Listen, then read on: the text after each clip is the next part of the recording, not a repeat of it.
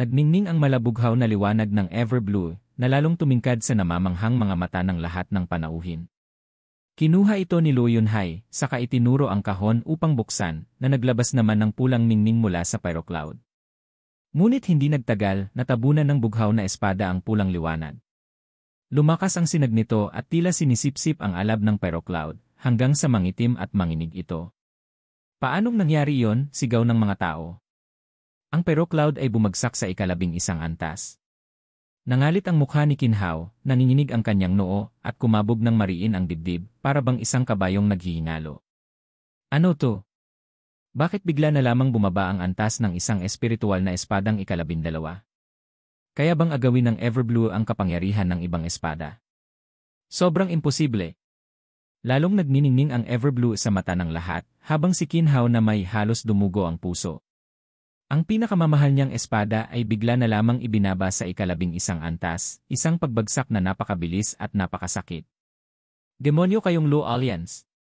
Saan niyo nakuha ang ganitong kabaliwang espada? Ni minsan, hindi ko pa narinig na posible ito. Hindi alam ng iba, ngunit ang hiwagang iyon ay bunga ng pinaghalong karunungan ni Zhu Fan mula sa Vaulting Sword Art at Demon Transformation Art. Hindi lamang may nakapanlulumong aura ang Everblue. Sinisipsip din ito ang lakas ng lahat ng espiritual na espada sa paligid. Marami sa mga pamana ng mga sovereign ang nakamit ni Zhu Fan, at ang sining ng espada ang isa sa kanyang pinakahuling iniwan. Kaya't hindi nakapagtataka kung ang kanyang likha ay maningning at nakapangingilabot. Ngunit para sa karamihan, sapat nang makita na ang Everblue ay isang ganap at perpektong espiritual na espadang 12, malakas, mahiwaga, at nakalilito. Nang mahawakan ni Luo Yunhai ang sandata, dama niya ang pagkakaugnay dito. Natawa siya ng malakas, dakilang espada ito. Natuwa ring lalo ang mga bata. Ang lahat ng kanilang pagsisikap ay hindi nasayang. Napabuntong hininga si Kinhao at dahan-dahang umatras. Dumating siya upang manggulo, ngunit siya pa ang napahiya. At higit sa lahat, ang kanyang pinakamamahal na espada ay nabawasan pa ng antas, isang sugat na hindi madaling hilumin. Tumaya siya, ngunit lahat ay nawala. Sandali lamang. Tinawag siya ni Luo Yunhai. Pinuno ng lipunan, yamang naghandog ka sa akin ng regalo, tatanggapin ko ito. Umiling si Kinhao, pilit na pinapawi ang pait. Leader Luo, huwag mo akong biruin. Sa napakalalim mong yaman, paano maihahambing ang mumunting alay ko sa iyong banal na espada? Tama ang sinabi ng iyong anak, wala nang saysay ang aking espada sa harap ng sayo, lalo na ngayong bumaba na ang antas. Hindi na kita guguluhin pa. Yumuko siya at nagsimulang umalis ng mabigat ang mga hakbang. Hindi ka makakaalis ng ganoon lamang. Ngumiti si Luo Yunhai. Pinuno ng lipunan, masyado kang mapagpakumbaba. Ako ang dapat humingi ng tawad, sapagkat sa sobrang pagkaabala ko'y nakalimutan kong tugunan ang iyong paanyaya. At ngayon, nag-abala ka pang dumalaw at maghandog. Ako'y nagkulang sa pagtanggap sa iyo, patawarin mo ako. At buong sinseridad siyang yumukod. Napatingin si Kinhao mula sa bughaw na espada hanggang kay Luo Yunhai, saka napabuntong hininga. Leader Luo, tunay kang may malasakit. Nararapat kang ang tawaging bayani, kaya't hindi nakapagtatakang nirerespeto ang Luo Alliance sa buong kanlurang lupain. Ako ang unang nagkamali. Patawarin mo sana ako. Isinauli niya ang pagyukod. Nagulat si Luo Sifan. Tiya, hindi ba't pumunta sila rito para manggulo? Bakit si Amay? Hinaplos siya ni Luo Yunchang at mahinahong ipinaliwanag, kung magpakita ka ng paggalang, tatanggapin namin iyon ng walang hanggang pasasalamat. Ngunit kung lalampas ka sa hangganan, hindi kami mangingiming lumaban. Ang Luo clan ay maaaring magdusa ng pagsubok, ngunit kailanman ay hindi ito magiging malupit. Ganyan ang makatarungan at mahabaging asal ng ating angkan. Lumapit si Zhu Changfeng. Binibini, ang pinakamabisang paraan upang wasakin ang kaaway ay ang gawing kaibigan siya. Ang ating clan head ay may sariling paraan, hindi tulad ng kay Steward Zhuo na gumagamit ng tukso at kapakinabangan. Bagaman natalo na natin si Kinhao nang subukan niyang manggulo, hindi natin dapat yurakan pa ang kanyang dangal. Kung magpapakita tayo ng labis na kalupitan, lalo lang siyang magiging kaaway. Ngunit sa ginawa ng clan head, maaari pa siyang maging kakampi, at higit pang lalakas ang ating Luo Alliance. Tumango si Luo Sifan, ngunit nagtanong, sino si Steward Zhuo? Bakit hindi namin siya naririnig kailanman? Napabuntong hininga si Lo Yunchang, may bahid ng lungkot sa mukha. Kakaunti na lamang ang nakakaalala sa kanya, ngunit para sa ilang matatanda, siya'y nananatiling puno ng paggalang, paghanga, takot at awa. Awa? Paano mo hindi maaawa sa isang bayani na namatay nang wala sa oras? Pinahid niya ang kanyang luha. Kaya't sabi ko, huwag na nating banggitin siya, nakalulungkot lamang. Tumango si Zhu Changfeng.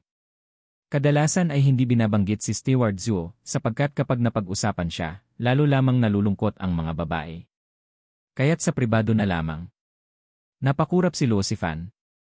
Kung ganoon si Auntie ay nalulungkot. Ibig bang sabihin siya ang iniibig niya? Mapait na umiti si Lo Yunchang. Sa puso ko, ganoon ang turing ko.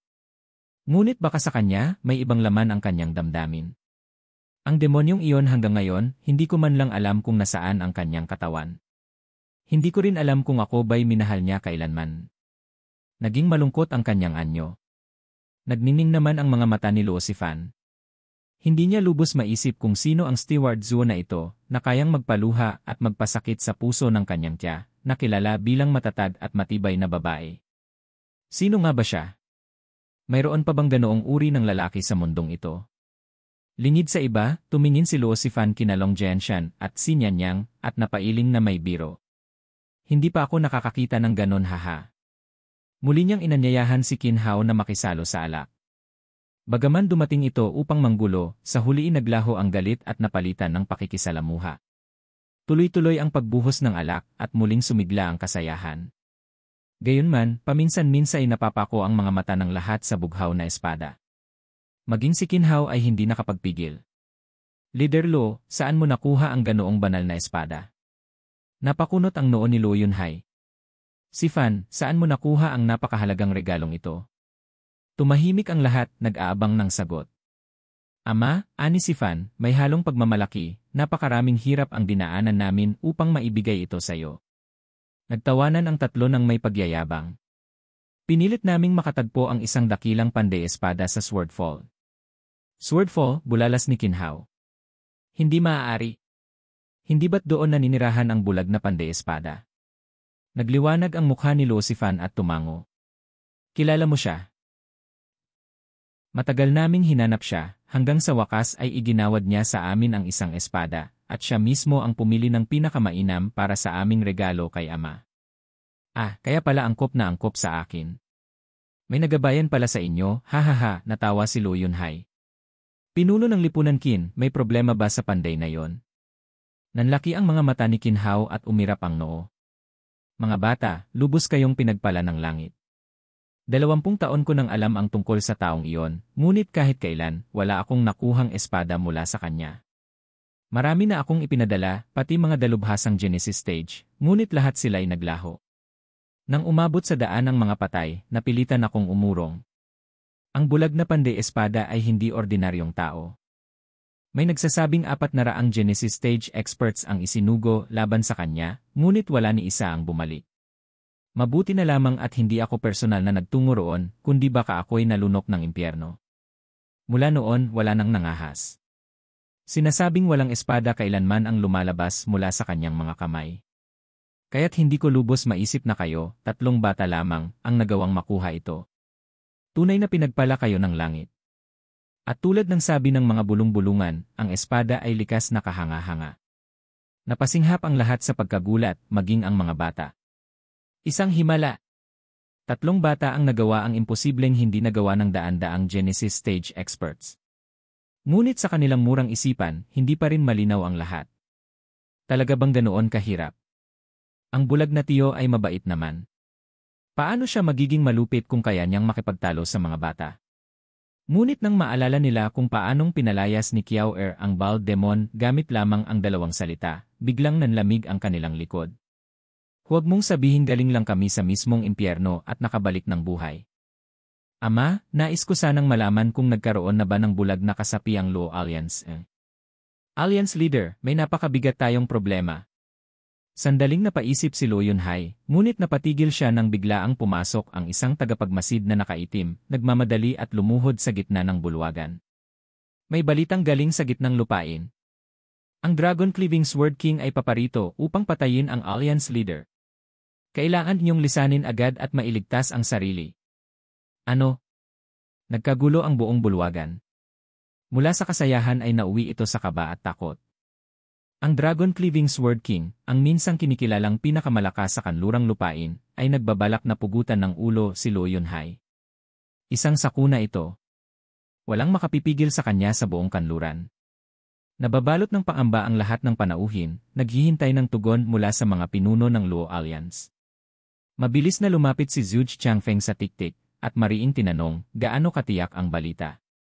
Siya ay isang Sword King, hindi basta-basta bumababa sa ganitong maruruming paraan. Empire ba ang nag-utos nito? O ang Luo Alliance lamang ang pinupuntirya?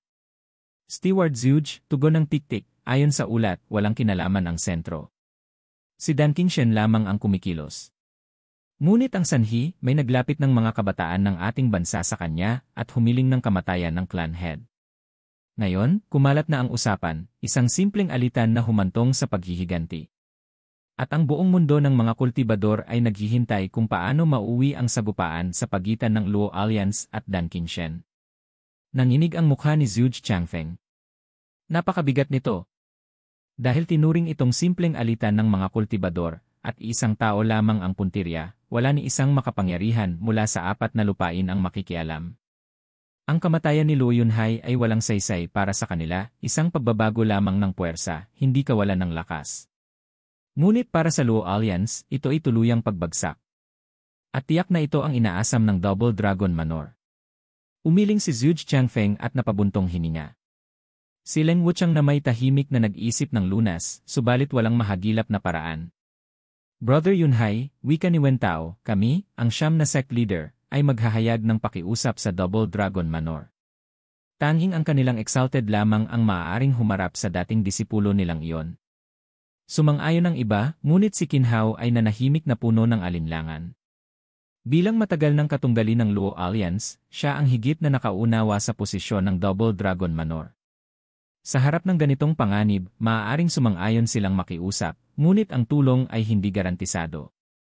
Kung papayag man, kaya lamang nilang tapatan si Dan Qingshen. Ngunit ito'y isang pataksil na pag-atake. Madali siyang makakalusot.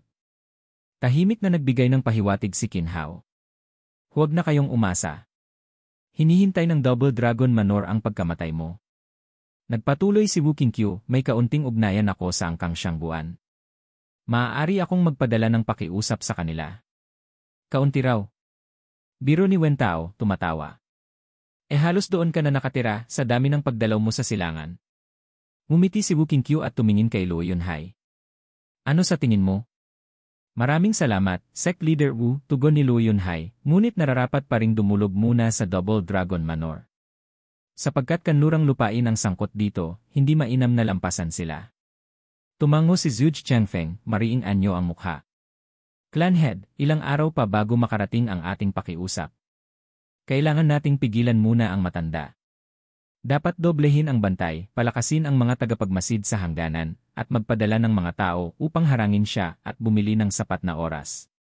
Biglang lumitaw ang isang matangkad na lalaki, ang kanyang puting pigi ng buhok ay lumilipad sa hangin. Yumukod siya. Clan Head, ako'y handang sumalubong kay Dragon Cleaving Sword King. Elder Lai. Clan Head, sasama rin kami. Sumunod sina Qiu Yanhai, Sui Qingjian, at ang dalawang matatandang tagapagtanggol ng langit at lupa, sabay yumuko. Nagduda si Luo Yunhai. Kayo ang mga venerable ng Luo Clan, mga haligi ng ating lakas. Ngunit ang kalaban ay isang Sword King, isang halimaw sa kanyang sariling antas. Kapag kayo'y humarap bilang mga kasukdulang Genesis expert, nais naming malaman kung ano ang kaibhan ng isang Sword King sa amin. Mariing sabi ni Li Jingshan, nakangisi sa pananabik. Clan Head, ipahintulot mong harapin namin ang isang tunay na eksperto. Ang kamatayan ay maliit na bagay. Nagbigay-pugay din ang iba. Pakiusap, Clan Head, ipahintulot mo. Napabuntong hininga si Luo Yunhai at tumango. Lahat ng nakasaksi ay napuno ng paggalang. Kahanga-hanga ang katapatan at tapang ng mga venerable ng Luo Clan, handang sumabak sa panganib ng kusa. Bago kayo umalis, dalhin niyo ang Everblue. Malaki ang maitutulong nito. At ito ang Pero Cloud, bagamat bumaba na ang antas, makakatulong pa rin. Ibinigay ni Kinhao bilang pagkilala sa mga bayani. Tinanggap ng 5 ang mga espada, yumuko at tumalikod. Marami ang nag-isip na baka yon na ang huling pagkakataong masilayan sila. As the wine house and the rain batters, our brave depart never to return, wika ni Kinhao na may malalim na paggalang. Alliance Leader Lo, kamangha-mangha ang iyong samahan. Tanging paghanga ang nararapat sa iyo, sapagkat nakalikom ka ng ganitong matatapat na mandirigma. Umiling si Lo Yunhai, may kalungkutan. Si Steward Zhuo ang nagdala sa kanila rito. At ngayong makikita kong haharap sila sa tiyak na kamatayan, tila ako'y nabigo bilang pinuno, dinudungisan ang kanyang alaala. Muli, si Steward Zhuo. Lalong lumalim ang kuryusidad ni Luo Sifan. Sino nga ba siya? Bakit sa tuwing nababanggit, puno ng paggalang, tulad ng sa isang banal? Ngunit sa oras na yon, walang puwang ang kanyang damdamin. Ang lahat ay abala sa paghahanda ng depensa, pagbabantay, at paghahanda para sa isang laban na marahil ay huling pagkakataon na. Ang kasayahan ay tuluyan ng nagwakas. Long Jianshan, si Nyanyang, bulong ni Luo Sifan sa kanyang mga kaibigan, hindi pa natin nasisilayan ang 5 venerable na lumaban ng sabay. Tiyak na kahanga-hanga iyon. Halina, sumunod tayo. Nag-alinlangan si Long Jianshan. Kung gagalaw ang pinakamalakas na venerable, ibig sabihin napakapanganib ng kalaban. Hindi ba't delikado tayong sumama? Natatakot ka ba? Hindi. Pero paano naman tayo makakasunod? Madali lang. Habang palaging binabantayan ako ni Grandpa Li, tinaguan ko siya ng 1,000 ligesen, para kung sakaling iwasan niya ako, matutunton ko pa rin siya. Kaya siguradong mahahanap natin sila gamit ang lovesick larva. Loko ka talaga, bulalas ni Long Jianshan, napapailing. Wala na akong masasabi. Tumigil ka na sa reklamo. Sasama ka ba o hindi? Sasama. At lihim na naglakad palayo ang 3 paslit. Nasaan na naman ang mga batang iyon? Napakunot noo si Yuer, naghanap sa paligid. 1 buwan ang lumipas. Sa mismong hangganan ng kanlurang lupain, isang payat na matanda ang nakatayo sa gitna ng disyerto, kaharap ang 5 venerable. Tahimik na naglalakad si Dan Qingshen, para bang nag-ensayo lamang ng pamamasyal, ngunit kasabay niyon ang balak na kitilin si Luo Yunhai. Matagal na akong hindi nakauwi, wika niya na may ngiti. Ngayon pa lamang ay tumawid ako sa hangganan, at narito na kayo upang salubungin ako. Ano ang maitutulong ko? Ikaw ba ang Dragon Cleaving Sword King, si Dan Qingshen? Walang iba. Kami ang 5 venerable ng Luo clan. Ngumiti si Dan Qingshen. Kaya pala. Dumating kayo upang ialay ang inyong buhay para sa inyong pinuno. Tunay na kahanga-hanga ang inyong katapatan. Ding! Hinugot ni Li Jinshan ang bughaw na espada, habang si Qiu Yanhai na may itinuro sa kanya ang pyrocloud.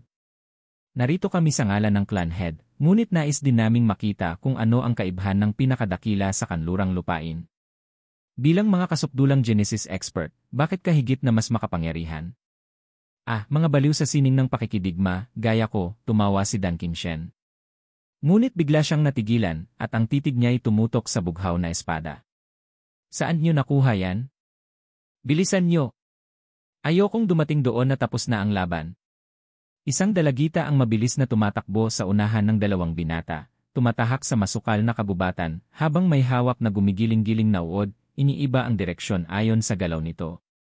Nagkatinginan si Long Jianshan at si Nyanyang, baka sa kanilang mukha ang pag-aalala para sa kanilang matigas ang ulo at mapusok na pinuno.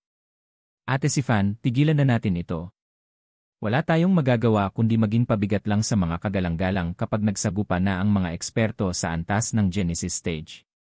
Kung ayaw mong sumama, huwag ka nang magpalusot, duwag, singhan ni Luo Sifan, lalo pang bumilis ang hakbang.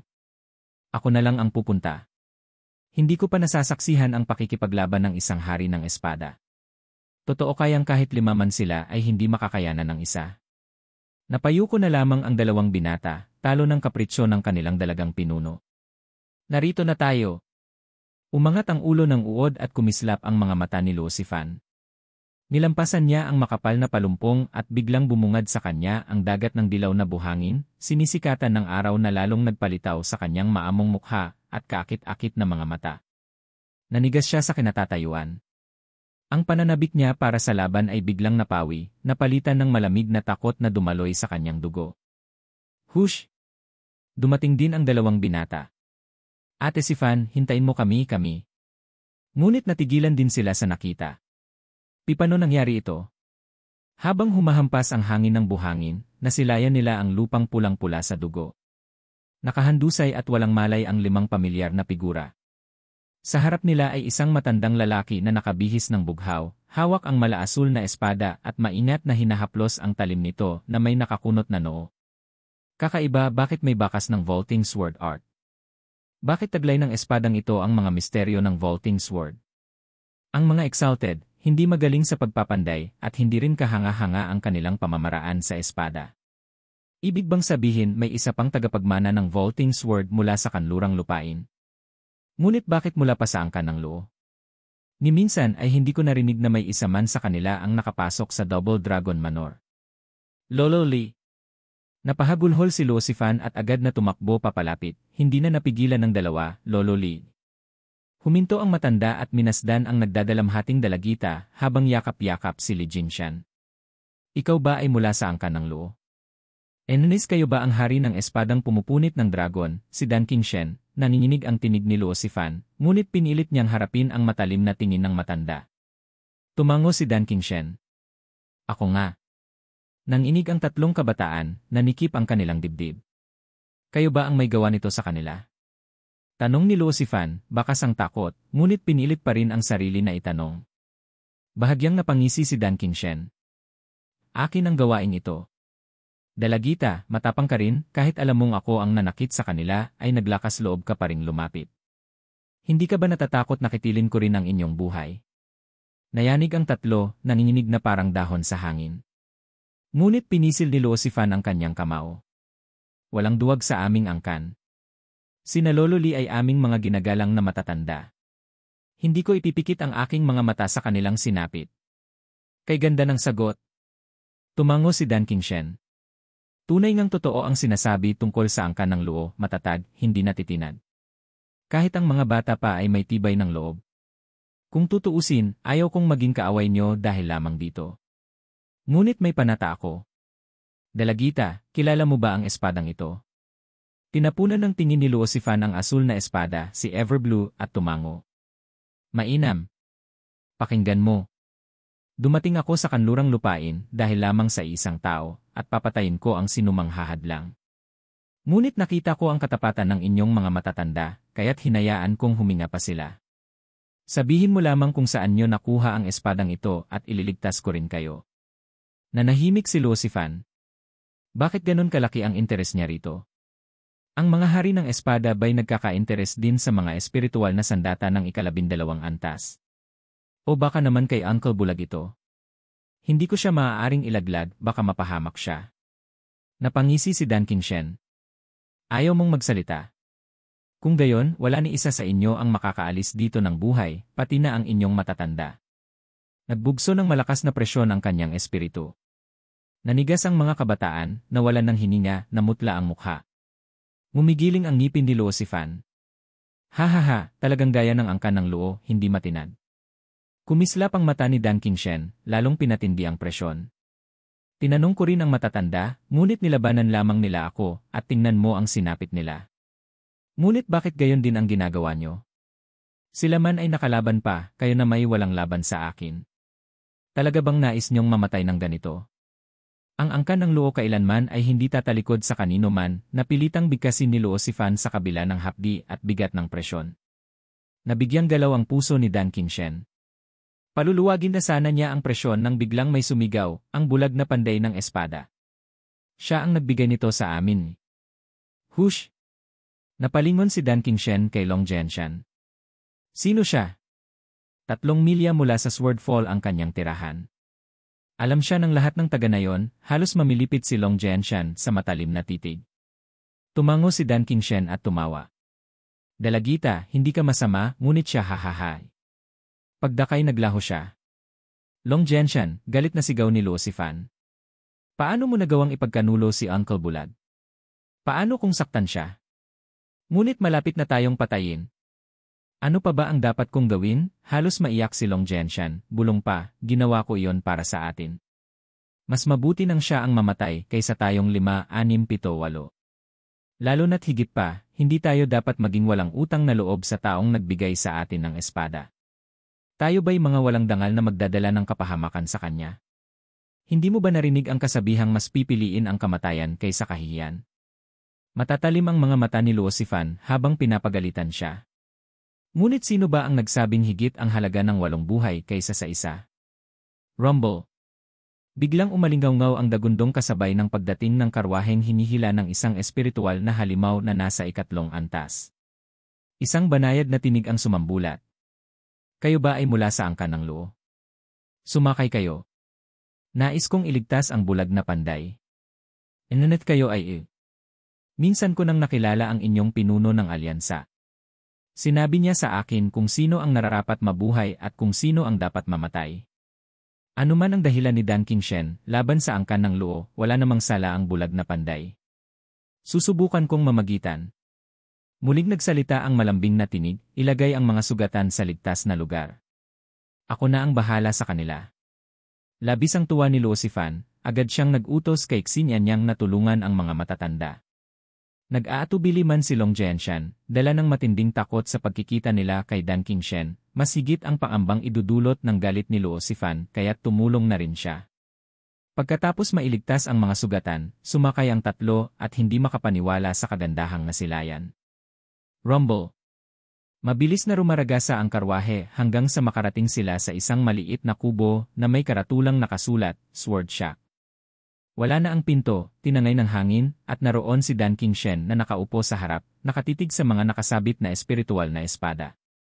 Nang huminto ang karwahe, nilingon niya ang isang marikit na dalagang bumaba at magalang na yumukod, hari ng espadang pumupunit ng dragon, malugod kong pagbati. Ang nakababatang dalaga ng angkan ng murong, mumisi si Dan Qingshen. Wala akong maalalang pagkakataon na nakaharap ang kapatid na si Murong. Ang pinakamalapit sa inyo'y si Winesword Immortal. Dalagang Murong, bakit naman ako ang iyong hinanap? Nagsibaba rin ang tatlong kabataan, nanginginig pa rin sa takot, ngunit namangha sa kagandahan ni Murong Xue. Kung siya'y iginagalang pa ng isang hari ng espada, tunay ngang napakahalaga ng kanyang katauhan. Hindi pa nila lubos na nauunawaan kung gaano kalawak ang mundo. Ang Luo Alliance ay mahigit 1 siglo pa lamang, samantalang ang angkan ng Murong ay 1000 taon nang nangingibabaw at kinikilalang kapangyarihan kahit sa gitnang lupain. Ganito katindi ang bigat ng presensya ng isang eksperto sa antas ng hari ng espada, isang puwersang higit pa sa lahat ng mga samahan na walang bilang. Matamang tinitigan ni Murong Xue ang kalagayan ng Sword Shack. Walang bakas ng digmaan, kaya bahagya siyang nakahinga ng maluwag. At ang bulag na panday. Hindi naman siguro siya nilipol agad ng Sword King. Pagdating ko'y sinalubong agad ako ng 9 na antas na aray. Ngayon ko lang iyon nabasag. Ngumiti si Dan Qingshen. Nasa loob puro espada lang ang makikita. Ngunit bawat isa'y naglalaman ng malalim na katuruan ukol sa landas ng espada. Hindi ko akalaing may ganyang tao pala rito. Baka siya na ang pinakamagaling na panday na nakilala ko, hahaha. Nakahinga si Luosifan ng maluwag.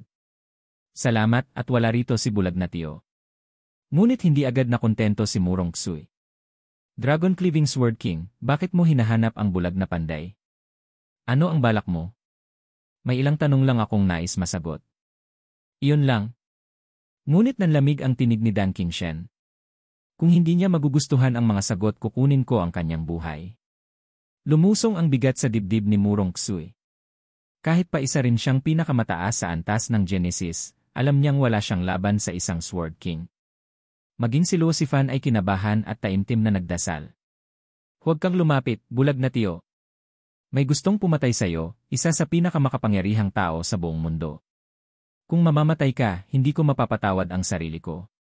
Ngunit gaya ng inaasahan, walang kasagutan. Mukhang matao ngayon dito sa aking kubo. Matagal-tagal na ring hindi ako nagkaroon ng ganitong karaming bisita. Napatigil silang lahat at sabay-sabay na palingon. Naroon ang isang binatang nakaputi, nakatakip ang mga mata, at may mapanuksong ngiti. At may ilang pamilyar na aura rin akong nararamdaman. Maligayang pagdating, mga matagal ko nang kakilala, hahaha. Napasinghap si Luosifan. Tumakbo ka, tiyo. Gusto kanyang patayin. Ngumisi si Zufan na waring walang pakialam. Patayin ako. Sino? Hindi ba't puro matagal ko ng kaibigan ang nasa harap ko? Wala naman akong ginulo sa inyo. Mga kaibigan. Nagulat si Luo Sifan. Nakita niyang parang nakakita ng multo sina Dan Qingshen at Murong Xue. Nanginig ang tinig ni Dan Qingshen habang nakaturo kay Zhu Fan. Ikaw hindi ka patay? Siyempre hindi. O inaakala ba ninyong multo ako na naglalakad sa liwanag ng araw? Hinding-hindi ko naisip na ikaw ang bulag na panday. Nabigla rin si Murong Xue, nanginginig ang mga mata, saka napatingin kay Luo Sifan. Huwag kang mag-alala. Ang bulag mong tiyo na ito, siya mismo ang pinakamatinding demonyo na lumakad sa mundong ito. Kung siya ang masasaktan, isang himala na lang kung hindi magwawakas sa isang patayan ng buong lahi. Humalakhak si Zhu Fan. Tama. Sino ba ang makakapatay sa akin? Hehe. O siya, babae, marunong ka bang magtimpla ng tsaa? Magpakulo ka ng tubig. Mag-uusap kami ng mga dati kong kasama. Pabaling-baling lang ang kamay ni Zhu Fan na waribang walang pakialam. Makalipas ang isang oras, matapos bigyan ni Murong Xue ng gamot ang 5 sugatan at ihiga sila sa loob ng kubo, naroon na si Zhu Fan kasama ang mga panauhin sa isang maliit na kubol sa labas. Wala na ang matinding tensyon, napalitan iyon ng kakaibang katahimikan. Habang abala ang matatanda sa pag-uusap, unti-unting pumasok sa loob ang mga bata, hindi batid ang tunay na bigat ng sitwasyon. Hinila ni Long Jianshan si Luo Sifan palapit sa gilid at sumilip. Ate Sifan, sino ba yung bulag na iyon? Bakit parang biglang nakikinig si Dragon Cleaving Sword King sa kanya at tahimik na nakikipag-inuman na lang? Sino ba siya para maging ka-level ng isang Sword King? Paanong malalaman ko? Naguguluhan din si Luo Sifan. Pero isang bagay ang malinaw, hindi ordinaryo ang bulag na tiyo. Kung hindi, bakit tratuhin siya ng ganoon ng mga tanyag na tao? Napangiti si Zhu Fan, naramdaman ang 3 peres ng matang nakatitig sa kanya. Isang siglo na ang lumipas at narito pa rin kayo. Miss Murong, palagi ka pa ring mahilig makialam. Tumutulong lang ako sa nangangailangan. Hindi gaya mo na wala namang alam tungkol sa kabutihan. Umirap si Murong Xue, huminga ng malalim. Ngunit kahit ilang taon na ang lumipas, hindi pa rin nawawala sa isip ko ang digmaan noon at ang mga ginawa mo, mabuti man o masama, tama man o mali. Kaya't naglakbay ako upang hanapin ang sagot. Ngunit hanggang ngayon, hindi ko pa rin natatagpuan. Ngumisi si Zhu Fan. Ako man, dumaan sa maraming pagsubok at may naipundar naman. Kung gusto mo, sumama ka sa akin. Ipakikita ko sa iyo ang rurok ng kabutihan at kasamaan ng sangkatauhan. Baka doon ka makahanap ng kapayapaan. Sa huli, tumango si Murong Xue at ang dating galit sa kanyang mga matay tila naglaho. Zhu Fan, ikaw ba ang gumawa nito? Ibinaba ni Dan Qingshen sa mesa ang Everblue at matalim siyang tinitigan. Tumango si Zhu Fan. Paano? Bakit dama ko rito ang vaulting sword art? Kailan mo yon natutunan? Sa nakalipas na 1 siglo. Huminga siya ng malalim. Old Dan, may tinatago ako sa iyo ng matagal na. Doon pa sa laban sa Double Dragon Manor. Ibinunyag ni Zhu Fan ang katotohanan tungkol sa vaulting sword. Patawad kung niloko ko kayong lahat. Nasa akin ang vaulting sword noon pa, samantalang kayo at ang Exalted ay iniisip na nasa iba. 1 siglo kong pinasan ang bigat na yon. Nanlaki ang mga mata ni Dan Qingshen. Ano? Halos hindi makapaniwala na kaya siyang niloko ng isang batang kagaya ni Zhu Fan, samantalang siya ang kinikilalang pinakamalakas sa kanlurang lupain. Nakakabaliw. Ngumiti si Murong Xue. Tunay kang kakaiba. Niloko mo ang pinakamahusay sa kanluran noon na wala ka pang pangalan. Wala nang mas matindi pang kabaliwan kaysa roon. Tumawa si Zhu Fan. Tama ka. Isang matinding sugal iyon na muntik ko nang ikamatay. Nerbyoso ka raw pero itinuloy mo pa rin? Nasaan na ngayon? Hindi ko ibabalik. Iniunat ni Dan Qingshen ang kamay, ngunit umiling si Zhu Fan. Matagal na itong nasa akin at wala akong dahilan para isauli. Ipinaliwanag ko lang ito ngayon upang magkaroon ka ng kaalaman at para na rin sa katahimikan ng loob ko. Tutal, minsan mo na akong iniligtas at ayaw kong manatiling lihim ito. Matagal na kitang iniligtas at ngayon mo lang sinasabi. Natakot kasi akong patayin mo ako noon. At ngayon? Hindi na. Diretso ang tinig ni Zhu Fan. Halos manginig ang balbas ni Dan Qingshen sa galit. Lintik, lumaki na siya at wala na akong magawa.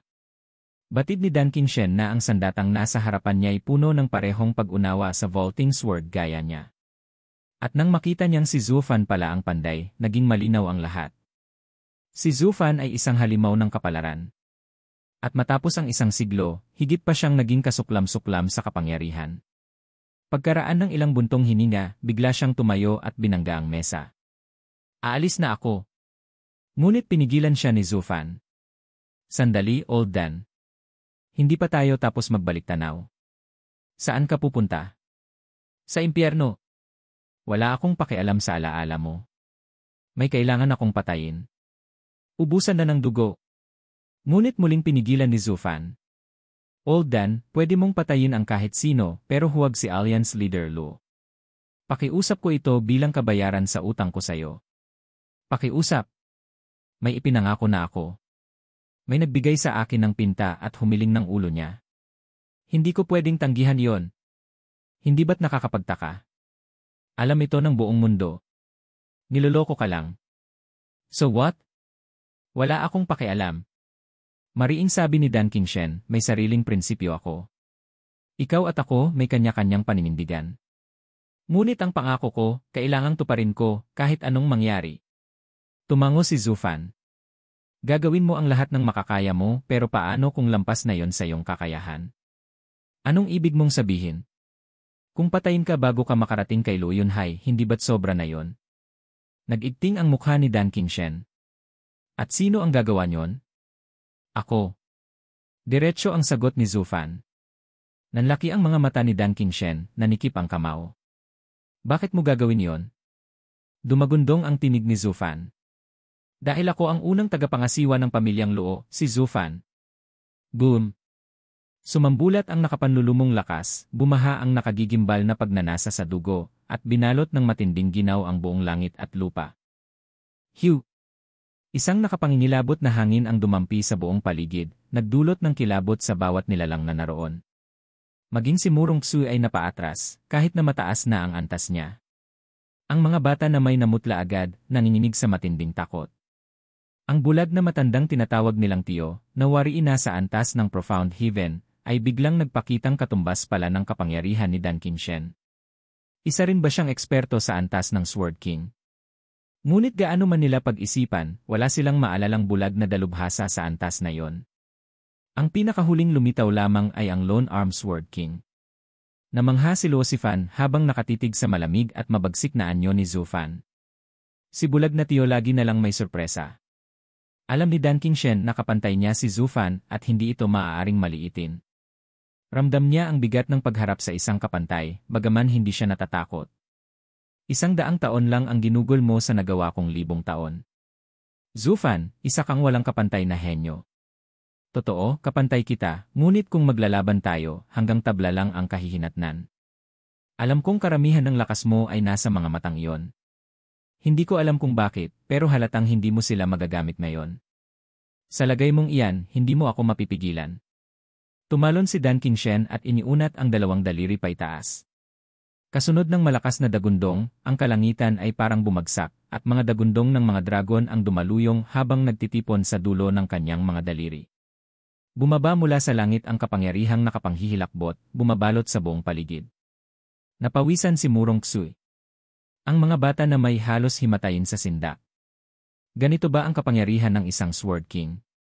Ni hindi pa namin ito naramdaman kahit pinagsama-sama ang puwersa ng 10 Genesis expert. Lahat ng Sword King ay tila lampas sa mundo. Pero kaya bang pigilan ni bulag na Tiyo ito? Sabay-sabay silang tumingin kay Zhu Fan, na nanatiling kalmado't walang bakas ng pangamba. Dahil dito, lalo silang natakot. Kahit siya, naninigas sa takot sa harap ng kapangyarihan ni Dan Qingshen. Hush! Ngunit sa isang kisap mata, nawala si Zhu Fan at biglang lumitaw 1 metro lamang ang layo kay Dan Qingshen. Bakit napakabilis niya? Ang kalmadong Dan Qingshen ay biglang nataranta. Agad niyang pinakawalan ang ataking kanina pa niya inipon, kumikislap sa dulo ng kanyang daliri. Sa lapit ng agwat, imposible nang makaiwas si Zhu Fan. Ang sinumang Sword King ay tiyak na iiwas, sapagkat ang pagtanggap ng ganitong atake ng harapan ay magdudulot ng malubhang pinsala. At gayon paman. Hush! Kumikinang ng matingkad na pula ang kanang kamay ni Zufan at bigla itong sumunggab. Bam! Kasabay ng alulong ng libu-libong dragon, bumuhos ang kapangyarihang taglay ng langit at ng mga dragon, sumasalakay kay Zufan. Subalit sinalubong lamang ito ng kanyang kilin arm.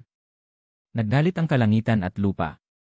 Kumidlat ang liwanag at dumagundong ang mga alon ng enerhiya, yumanig ang lupa, gumuhit ang kalangitan, at gumuho ang mga bundok. Ang mga nakamasid ay halos lamunin ng takot. Ganito ba ang banggaan ng dalawang Sword King? Sobra itong nakabibingi. Parang nagugunaw na ang mundo. Namangha si Dan Qingshen.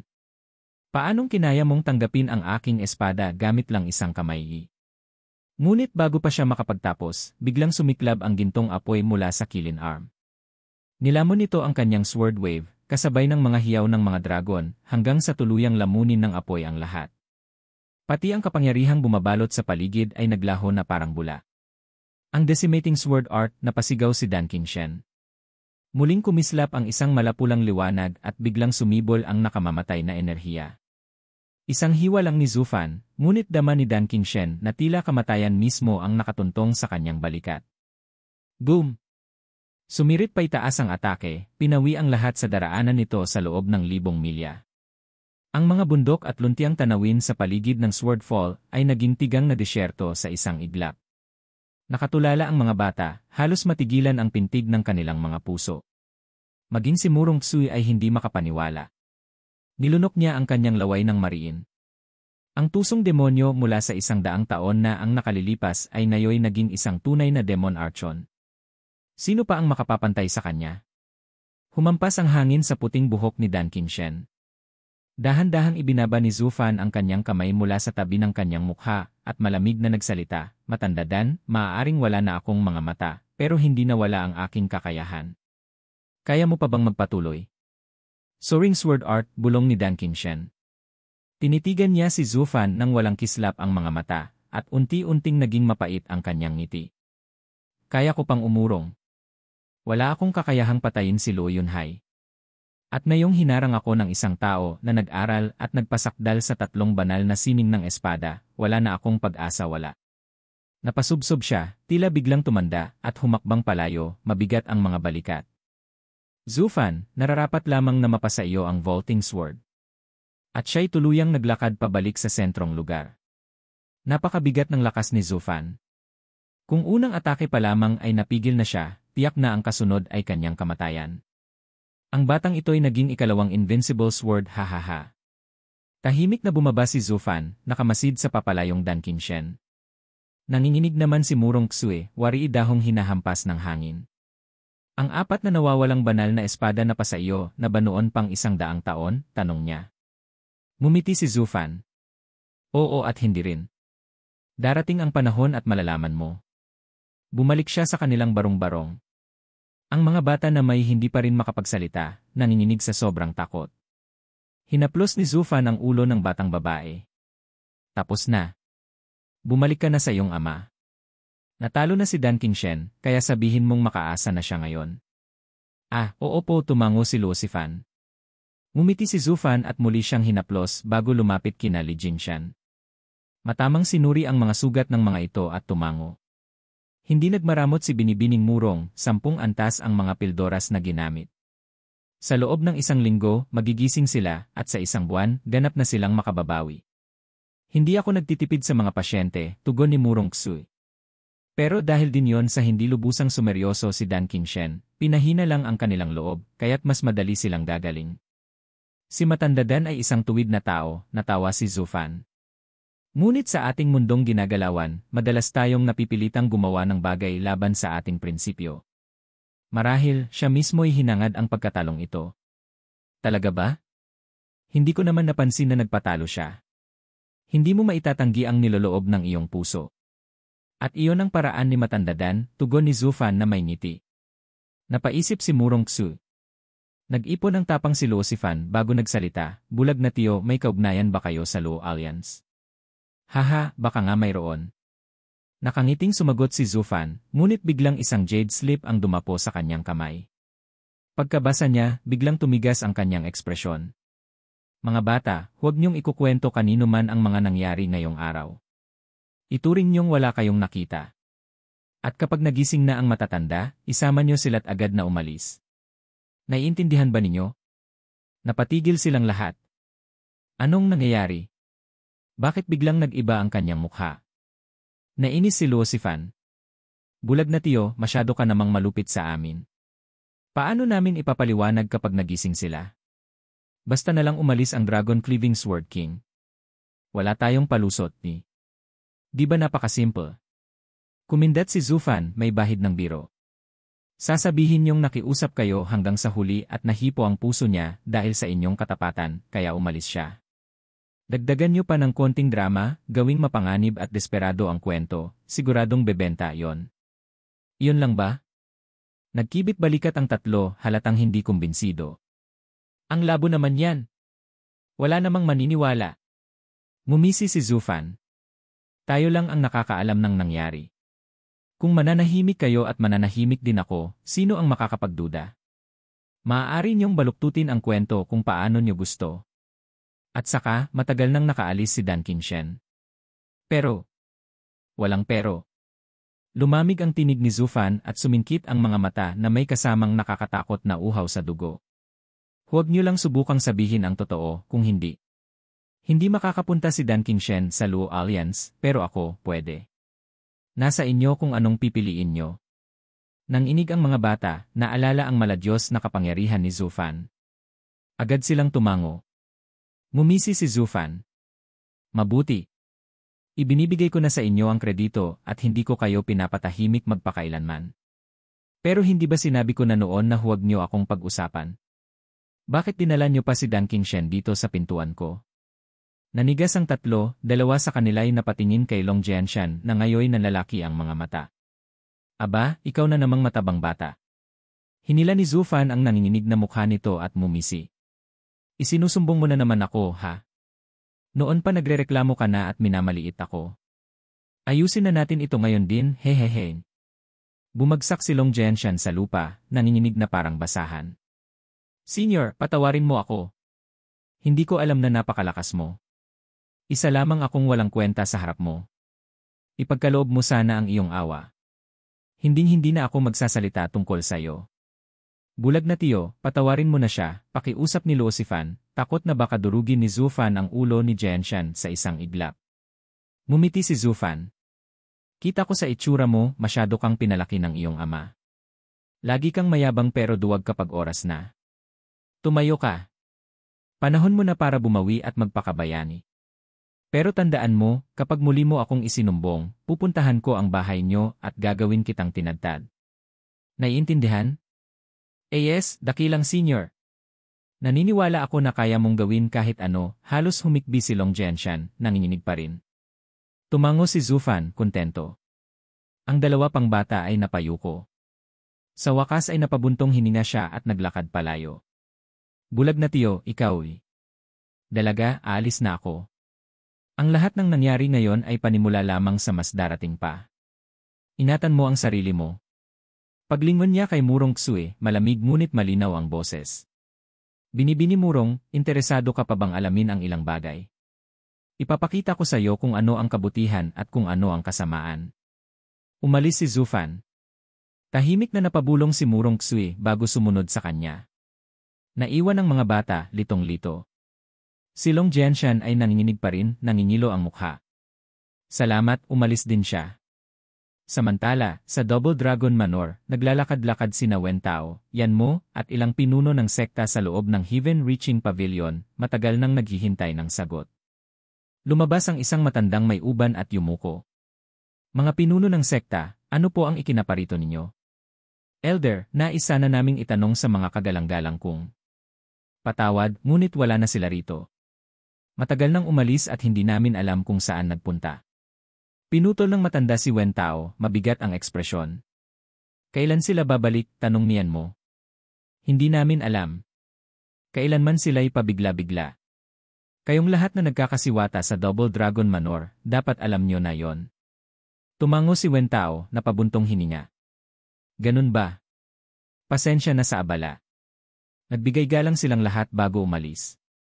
Nang makalayo na, lumabas ang dalawang matanda, isang nakaputi at isang nakaitim. Umiling si Exalted Heiran. Lahat sila'y taga-kanlurang lupain din, ngunit binabaliwala pa rin natin sila. Sumagot si Exalted Beimei. Kung iba lang, tutuparin natin ang tungkulin.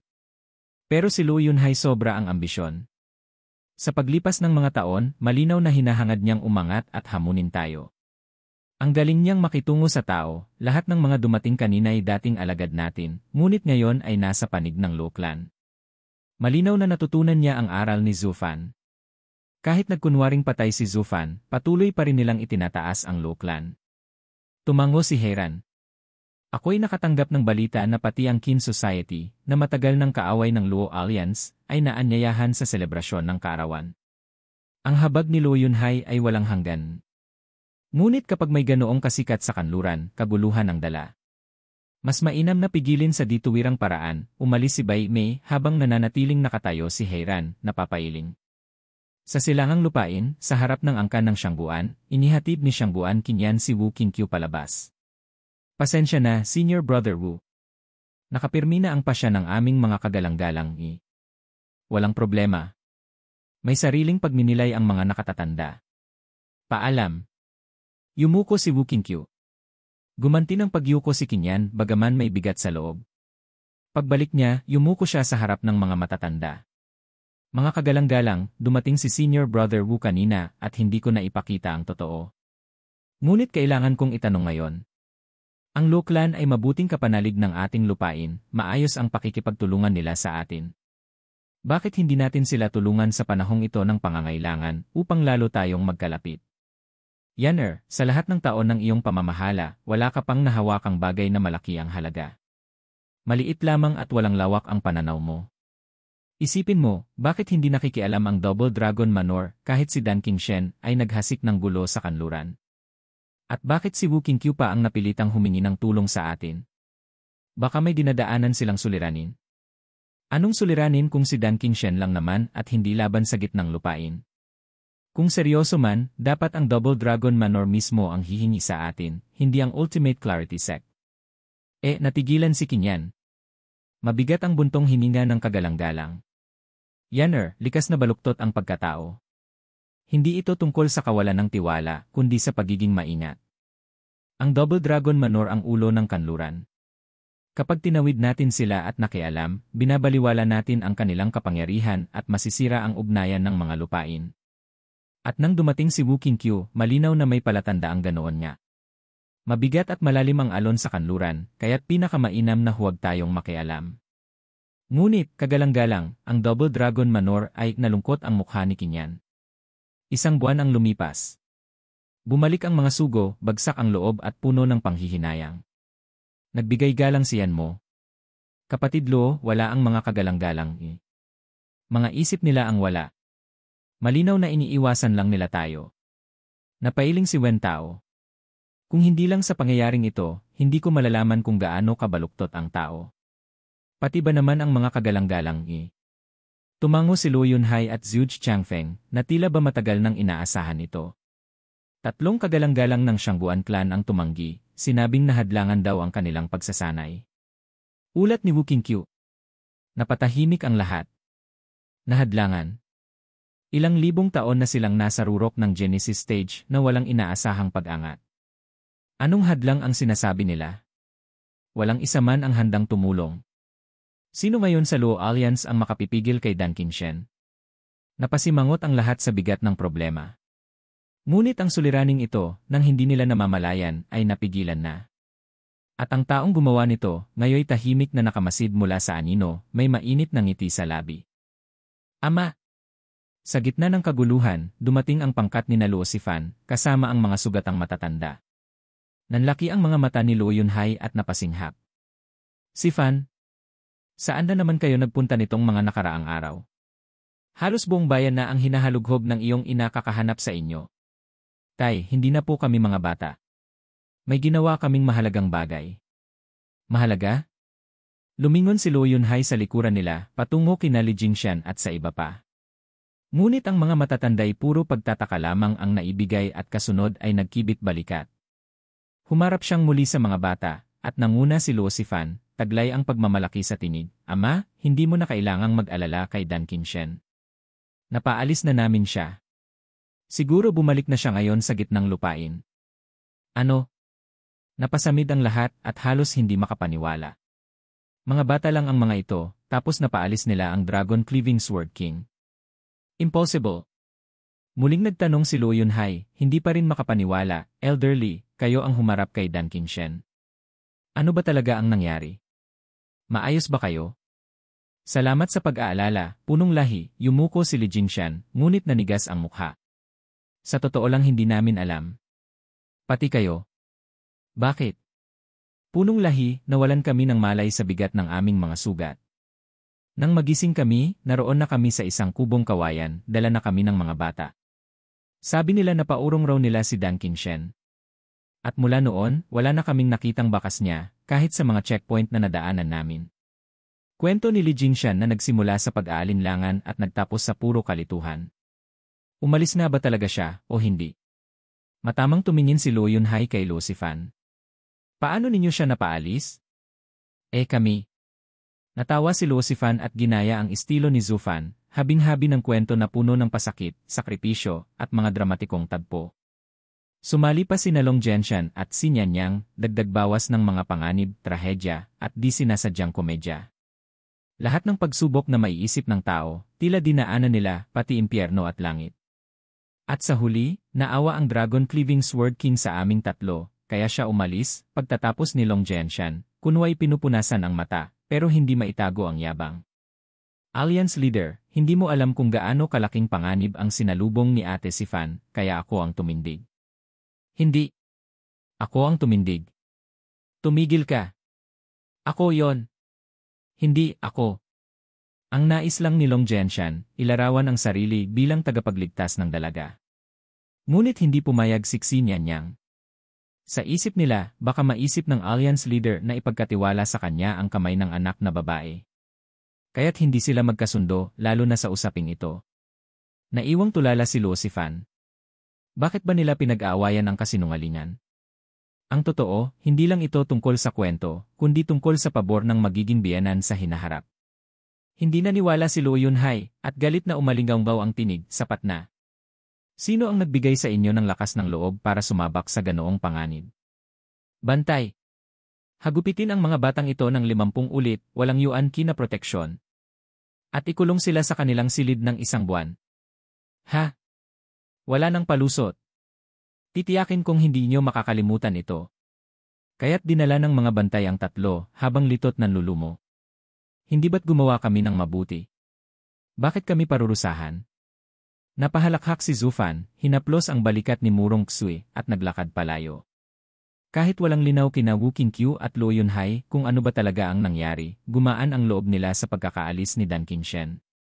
Sa labas ng bakuran ng Luo Alliance, mabilis na naglakad si Zufan kasama si Murong Xue at humahalakhak.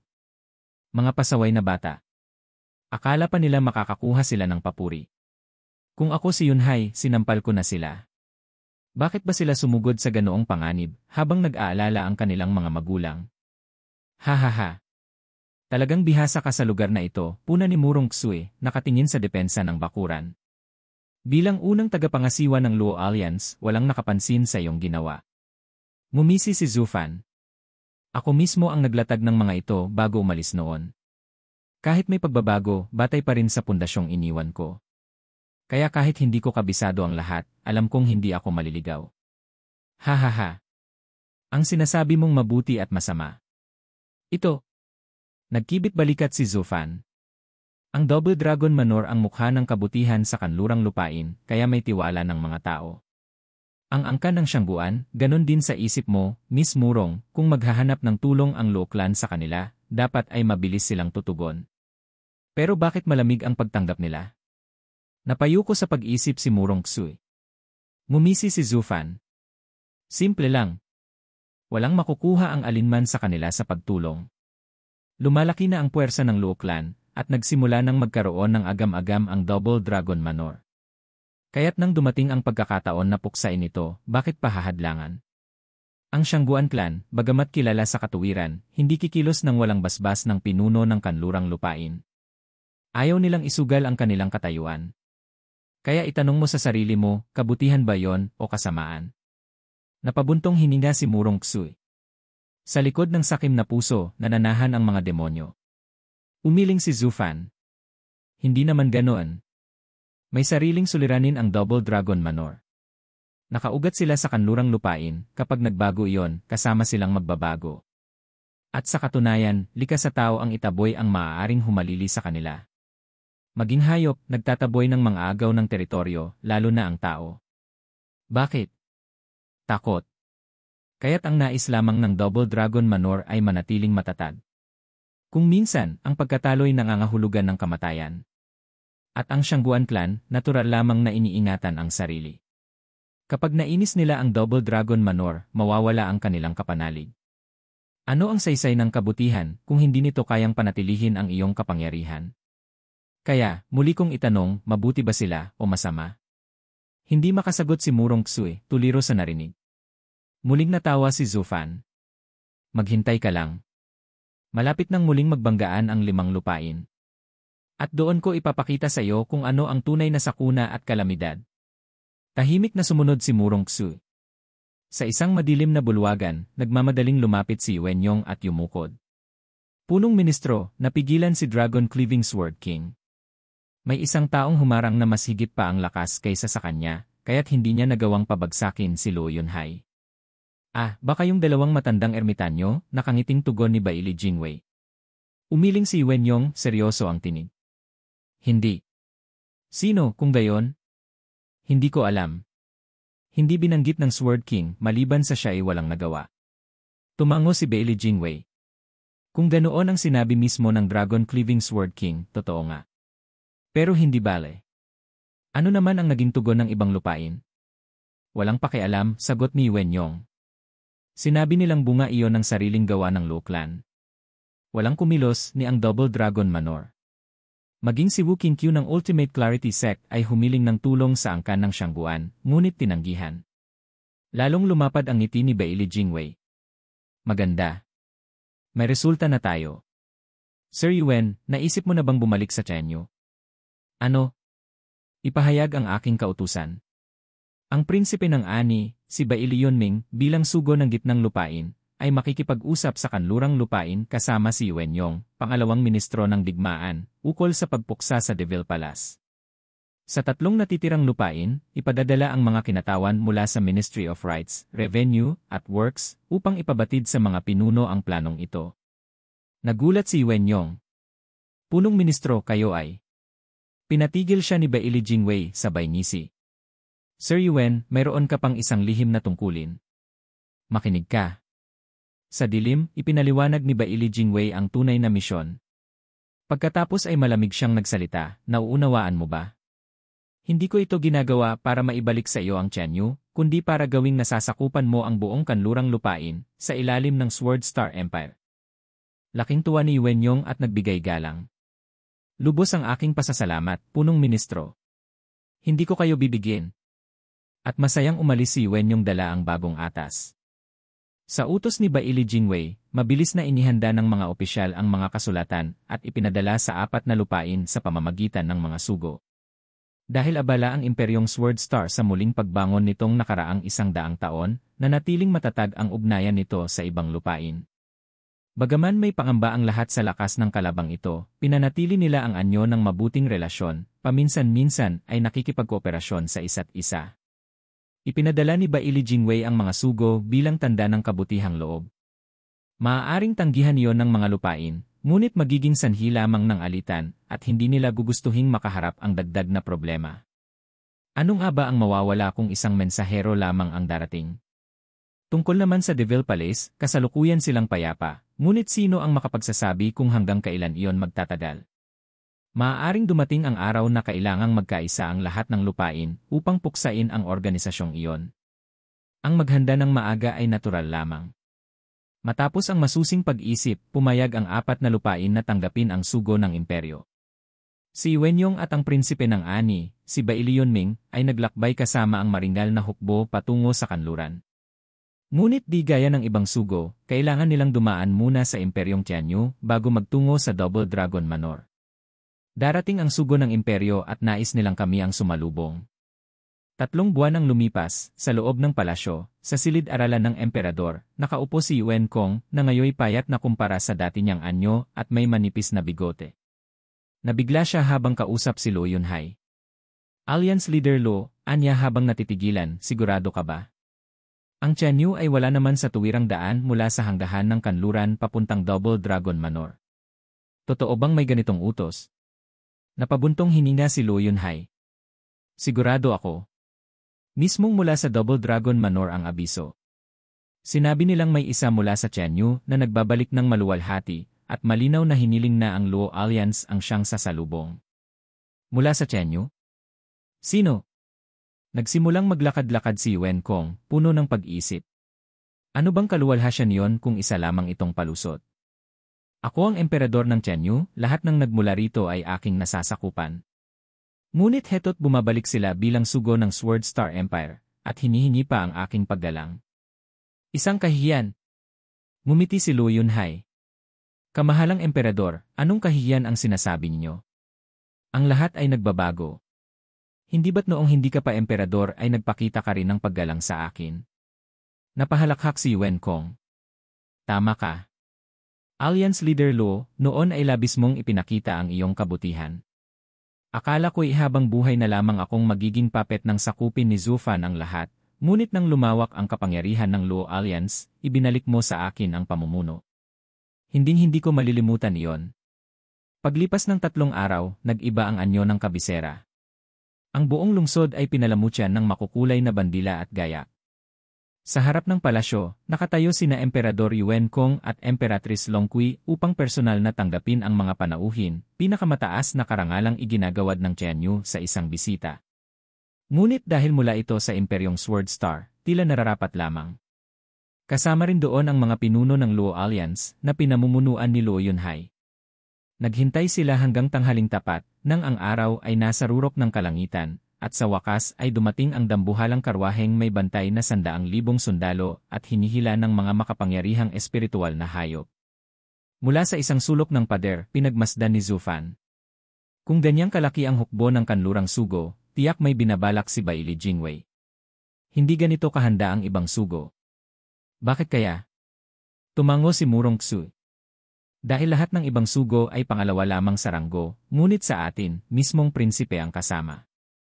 May mangyayaring malaking bagay sa kanluran, anya habang nakangisi. At sinasabi pa nilang ang prinsipe hehe, abangan mo.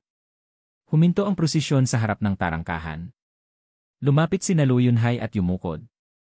Ako si Luo Yunhai, pinuno ng Luo Alliance, at malugod kong tinatanggap ang sugo mula sa sentrong lupain. Ako naman si Yuan Kong, emperador ng Tianyu, at ipinapaabot ko ang aking pagbati, dagdag ng emperador habang hawak ang kamay ng empress. Ngunit walang sagot mula sa loob ng karwahe. Sa halip ay narinig nila ang malademonyong tawa. Ha ha ha! Bunso, ang tagal nating hindi nagkita. Halos nakalimutan ko nang ikaw na pala ang emperador. Nanlamig si Yuan Kong at napatitig sa karwahe, hindi makapaniwala. Ang tinig na yon eh. Ha ha ha!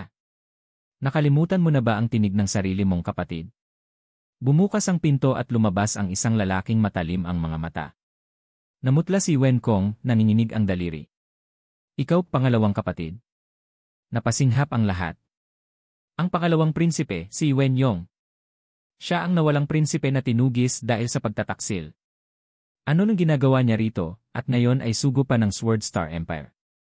Ngisi ang bumaka sa mukha ni Yuan Yong habang nilapitan ang emperador. Bunso, pumayat ka ah. Nilapirot pa niya ang pisngi ng kapatid. Noon, kahit tubig lang ang inumin mo, tumataba ka. Paano ka biglang pumayat?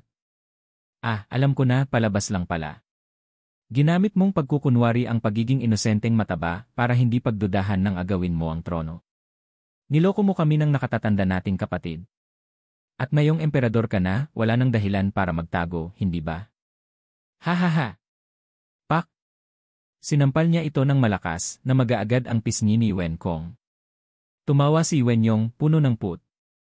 Ano ngayon, bunso? Emperador ka nga, pero sa harap ko, isa ka lang asong sumusunod sa aking mga yapak. Naggitngit si Emperatrice Long Kui. Bastos! Paanong magagawa mong walang galang sa kanyang kamahalan? Sumabat si Luo Yunhai, malamig ang tinig. Ambasador, huwag mong kalimutan na ikaw ay panauhin. Huwag kang lumampas ng hangganan. Tumawa si Wenyong. Hangganan? Ikukumpara mo ba ang emperador ng isang abang kaharian sa pangalawang ministro ng digmaan ng makapangyarihang imperyong Sword Star? Tumalikod siya kay Lo Yunhai. Sa'yo, may paggalang ako sapagkat ikaw ang pinuno ng kanluran. Ngunit sa dating tabatsoy na ito, ano kaya ang gagawin ng mga kagalang-galang na dobling dragon kung ako'y sisihin? Nag-ipon siya ng yuan ki sa kanyang palad. Agad itong hinawakan ni Lo Yunhai, kabado. Anong binabalak mo? Wala, nagpapainit lang ng katawan, tugon niya habang mapanuyang ngumisi. Alliance Leader Lo, huwag kang kabahan. Hindi ako gagawa ng gulo bilang sugo ng sentro. Ile! Pagkatapos ay naglakad siyang parang walang nangyari. Iniwan si Lo Yunhai na nanggagalaiti, at si Wen Kong na pinilit pang yumukod. Manguna ka na, ambasador. Ngumisi ng masama si Wenyong at nag-utos sa kanyang hukbo. Pasok na tayo sa lungsod. Ingatan ang katahimikan, huwag gambalain si prinsipe ng ani sa kanyang pamamahinga, dahil kung magising siya, may mga ulong bugulong. Handa, sir. Umusad ang buong hukbo, kasabay ng mga karwaheng puno ng kagamitang dala. Puno ng puot at pagkasuklam ang mga tao ng Tenyu. Ngunit wala silang magawa. Ang sugo ng Sword Star Empire ay panauhin ng kanluran, at kahit pa emperador ang pinahiya, walang sinuman ang makapigil.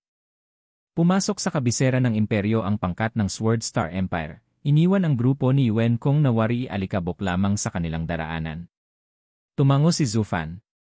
Nakakatawa si Wenyong pa nga. Ang dating padalos-dalos at aroganteng hangal ay ngayoy naging tuso at mapagplano. Hahaha, sadyang binabago ng panahon ang lahat.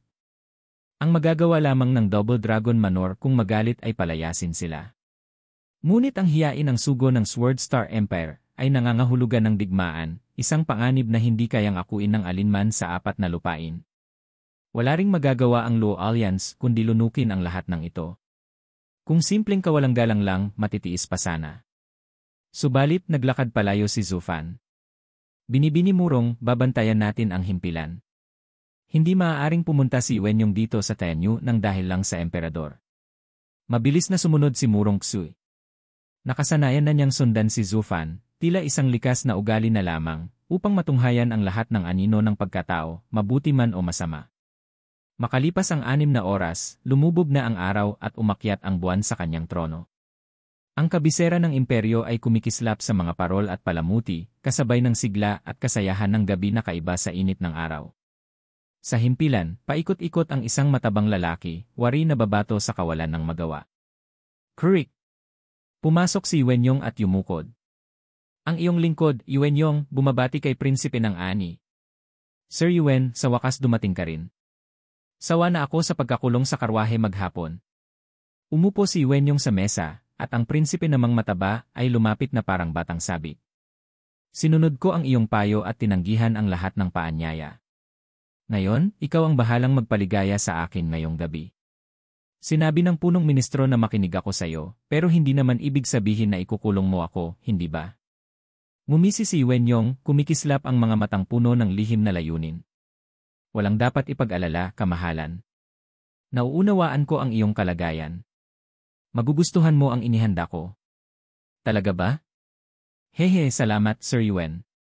Nakangising tumango ang prinsipe ng ani, pinipilipit ang mataba niyang mga daliri. Kinuha ni Wenyong ang kasuotan ng isang karaniwang tao. Kamahalan, napakahalaga ninyo at tiyak na mapapansin.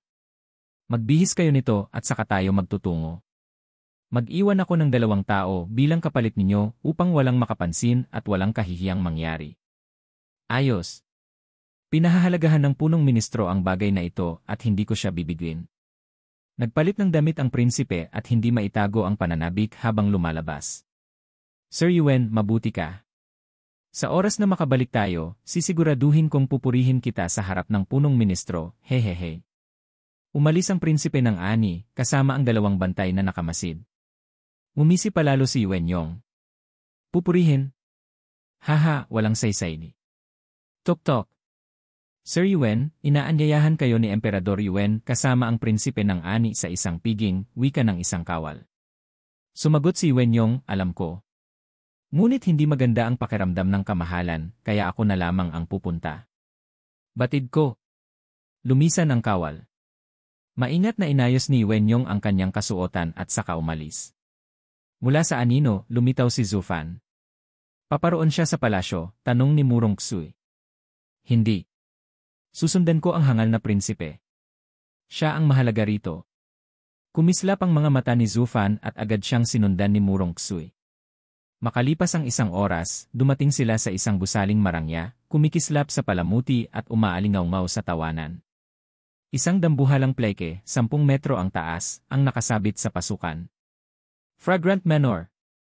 Bulong ng prinsipe ng ani, may laswang ngiti sa labi. Hehehe, tila nasa tahanan ako. Paraiso. Mga diwata at binibini, narito na ako. Para siyang hayop na sabik, dumiretso sa loob, kasunod ang ngisi ng kanyang mga bantay. Hindi nagtagal, sinalubong siya ng mga pulang labi sa isang silid. Kumaway siya, at may iniabot na bote ang dalawa. Pagkainom niya, namula ang mga mata at napasigaw. Ngayong gabi, 100 tao ang haharapin ko. Sino ang susubok, hahaha? Bam! Sumara ang pinto at umalingaw-ngaw ang halakhak, ungol at sigaw mula sa loob. Nakangising nagkatinginan ang dalawang bantay sa labas. Mahilig niya ang mahal na prinsipe sa ganitong uri ng kalayawan, hehehe. Pipapasok ba tayo? Bulong ni Murong Ksui mula sa anino, nanlilisik ang tingin sa saradong pinto. Namumula ang kanyang mukha sa pagkaalam kung anong nagaganap sa loob. Ngumisi si Zufan. Mas lalo tayong dapat pumasok. Ano nang silbi ng pagsubaybay kung sa rurok ng pangyayari ay bibitaw tayo? Bastos! Tinapunan siya ng matalim na tingin ni Murong Ksui, namumula ang tain at pisngi. Bastos ba yon? Hindi ko naman nakikita kung anong nagaganap sa loob, hindi ba? Naghuhula lang ako mula sa mga ungol at ingay na yon. Ano nang pinagkaiba kung nandito lang tayo sa labas? Kung ganoon, bakit kailangan pang pumasok? Upang makatiyak. Hindi na kasing talas ng dati ang mga mata ko. Hindi ako pwedeng magpabaya, hehe, pagkasabi naging ulap si Zufan at dumulas papasok. Bahagya lamang nabukas at nagsara ang pinto, kaya't hindi napansin ng mga bantay. Nag-init lalo ang mukha ni Murong Ksui, nanginginig ngunit napilitan ding sumunod. Nang maramdaman ng mga bantay ang paggalaw ng hangin, sandali silang nagtaka, ngunit nang walang makitang kakaiba, binaliwala nila ito. Nagkubli si Murong Ksui sa isang sulok kasama si Zufan, habang bumabalot sa pandinig niya ang malaswang ingay. Hindi man lang kumurap si Zufan. 2 oras na lumipas, patuloy pa rin ang kalaswaan. Para ng hayop na hayop ang prinsipe ng ani, samantalang nagdadalamhatit umiiyak ang mga babaeng nadadahas sa kanyang bisig. Napakagatlabi si Murong Ksui at bumulong na puno ng inis, wala ka pa bang natutuklasan hanggang ngayon? Meron. Ano? May ininom siya. Hindi posible ang ganoong lakas kung wala siyang gamot. Tumango si Zufan na parabang isang pantas. Nag-alburoto ang mukha ni Murong Ksui. Ang ibig kong sabihin, ang pakana ni Baili Jingwei. Hinahanap ko rin yon, ngunit wala pa akong nakikita. Nakakainis, puro ingay lang ang naririnig ko, buntong hininga ni Zufan, kunway na bigo. Naggalit si Murong Ksui. Si Raulo. Kung ganoon, manood ka riyan, aalis na ako. Ngunit biglang may isang tao ang itinapon sa bintana, hindi mawari kung patay o nawalan ng malay. Yan na. Ngumisi si Zufan. Walang lalaking, kahit palasing o nasa ilalim ng gamot, ang tuluyang mawawala ng bait. Ang prinsipe ay ginawang ganap na hayop, at malinaw na may halong lason sa inumin. Isang pakana ni Baili Jingwei, walang duda. Ano sa tingin mo, binibining Murong? Ako, naguluhan si Murong Ksui. Teka, ano ba nang iniisip mo? Tumitig si Zufan, saka biglang kumunot ang noo. Kadiri. Kahit isa akong demonyo, may prinsipyo ako, hindi ako nakikisalamuha ng ganoon. Pero ikaw hindi ko akalain ni. O walang hiya ka. Yumuko si Murong Ksui, naningitim ang mukha sa hiya. Hangal na lalaki. Niloloko niya ako. Sa sandaling iyon, umungol ang bagong dating. Nanlaki ang mga mata ni Murong Ksui. Siya ba yon? Ang bata. Si Zufan. Napabuntong hininga si Zufan. Napansin ng baliw na prinsipe ng ani ang tinig ng dalaga. Nang pula ang mga mata, humagalpak siya at sumugod dito. Isa pa. Hahaha. Ngunit isang pitik ng daliri ni Zufan ang nagpahinto sa prinsipe. Inibaba ni Zufan ang kanyang kamay. Susunggab na sana si Murong Ksui. Ako na ang magdadala sa bata. Hindi siya dapat mapahamak dito. Pak! Hinawakan siya ni Zufan sa balikat, dahilan upang mapatingin siya rito nang may pagtataka. Nagmulat ng mga mata si Luo Sifan. Itinuro naman ni Zufan ang prinsipe at pinayagan itong gumalaw muli. Lalo itong nabaliw sa pagkakita sa dalagang maganda at muling sumugod na parang halimaw. Ah, sino ka? Nagulat si Luo Sifan nang biglang sumunggab sa kanya ang isang hubad at mabagsik na lalaki. Sa gulat, bigla siyang kumilos ayon sa likas na reflex, itinulak niya ito palayo hanggang sa bumagsak sa sahig, at agad itong umubo ng dugo. Matagal nang sinakop ng gamot ang isipan ng prinsipe ng ani, winasak ang kanyang katinuan at pakiramdam. Wala na siyang iniintindi, ni ang sakit na bumabalot sa kanyang katawan, sa paningin niya, si Luo Sifan ay wala kundi isang masarap na biktima, at nilamon ng pagnanasa ang kanyang mga mata habang muling sumusugod. Halos mabaliw sa takot si Luo Sifan, ngunit gumana ang kanyang likas na kakayahan bilang isang kultibador sa tuktok ng Radiant Stage. Muli niyang pinatalsik ang prinsipe at dumugo ito ng mas grabe. Ngunit tila baliw na wala nang pakialam sa sariling buhay ang prinsipe. Paulit-ulit siyang sumusugod at paulit-ulit ding nababagsak. Hanggang sa umabot na sa 30 beses na siyang itinapon, sugatan at bugbog, nananatili pa rin ang hayop na liwanag sa kanyang mga mata. Nakatitig kay Luo Sifan na parang isang gutom na asong ulol. Kahit panalo siya sa bawat galaw, nangangatog sa takot si Luo Sifan. Napatingin naman si Murong Ksui kay Zufan, puno ng tanong ang tinig. Bakit? Bakit ano, tugon ni Zufan? Bakit mo siya pinalaya? Hawak mo na siya kanina, pero hinayaan mong si Sifan ang humarap sa kanya. Umirap si Zufan. Gusto kong malaman kung ano ba talaga ang binabalak ni Baili Jingwei. Para makita ko yon, kailangan kong hayaan siyang magtagumpay. Hayaan mo siyang magtagumpay, nanlaki ang mata ni Murong Ksui. Eman, umiling si Zufan. Matagal ko nang minamanmanan ang gitnang lupain. Malapit na itong gumuho sa aking plano, hindi ko na kayang maghintay pa. Pero dalawang bagay ang pumipigil sa akin. Una, misteryo pa rin si Baili Yuchan. Ikalawa, napakadali ng muling pagbangon ng gitnang lupain nitong mga nakaraang taon. Napatunayan mo mismo, sa digmaan, sila ang pinakamalakas, higit pa sa pinagsanib na lakas ng 4 na lupain. Humugot siya ng malalim na buntong hininga. Hanggat hindi sila kumikilos, walang sinuman ang makayayanig sa batong iyon. Ngayon ay pinakita na ni Jingwei ang kanyang kamay, bakit ko siya pipigilan? Kumunot ang noo ni Murong Ksui. Kung ganon, bakit mo pa pinigil ang kalupitan niya kanina? Pwede mo namang hayaan na lang siya. Miss Murong, malinaw sana ito, pinayagan ko siyang kumilos, pero may hangganan yon. Hinding-hindi ko hahayaan na masaktan ang isang kasapi ng pamilya Luo.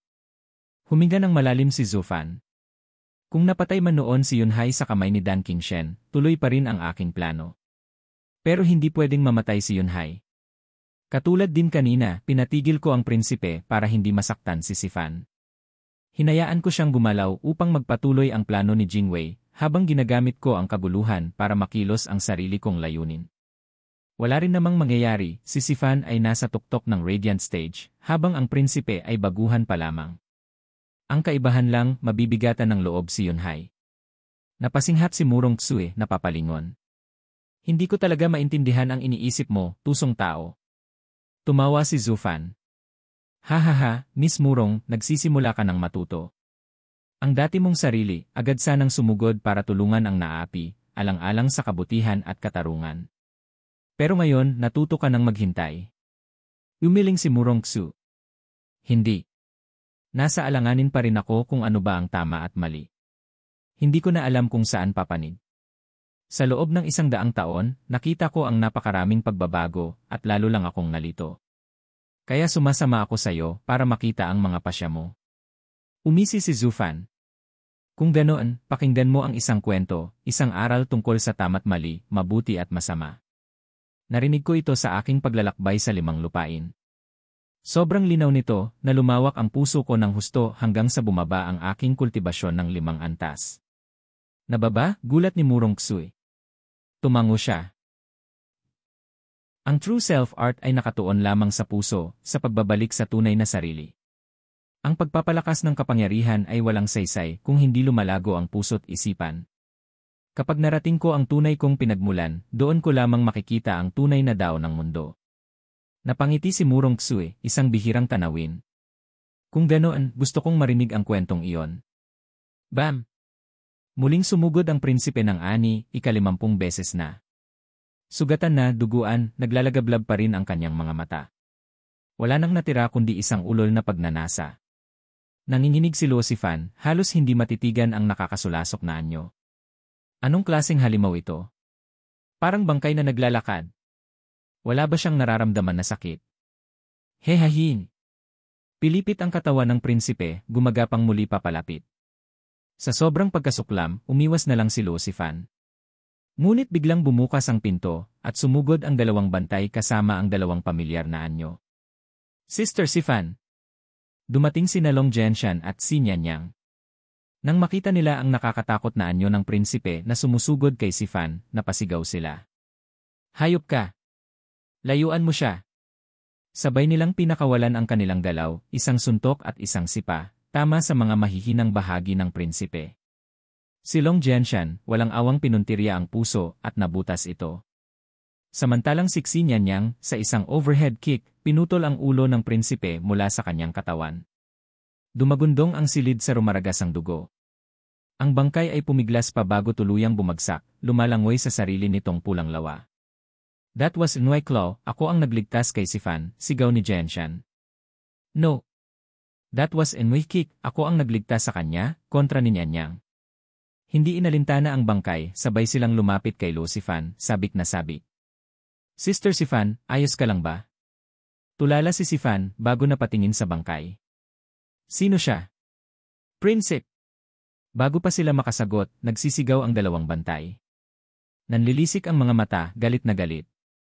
May lakas kayong patayin ang prinsipe ng ani ng Imperyong Sword Star. Nilipol niyo ang sugo ng imperyo, at ibig sabihin ay nagdeklara kayo ng digmaan laban sa amin. Nanlamig ang 3. Sugo ng Sword Star Empire. Tapos na tayo. Sa dilim tumawa si Zufan. Hahahayari na ang mga bata. Plano ba ito ni Beili Jingwei? Hilahin ang kanlurang lupain sa digmaan, tanong ni Murong Ksue. Umiling si Zufan, nakangisi. Kung ganun lang kadali, hindi siya magiging si Jingwei. Digmaan? Hindi siya malulugi roon. Hahaha, tumalikod siya. Nagsimula na si Jingwei kaya ako rin. 100 taon akong naghintay. Urandong, matatapos na ang iyong paghihintay.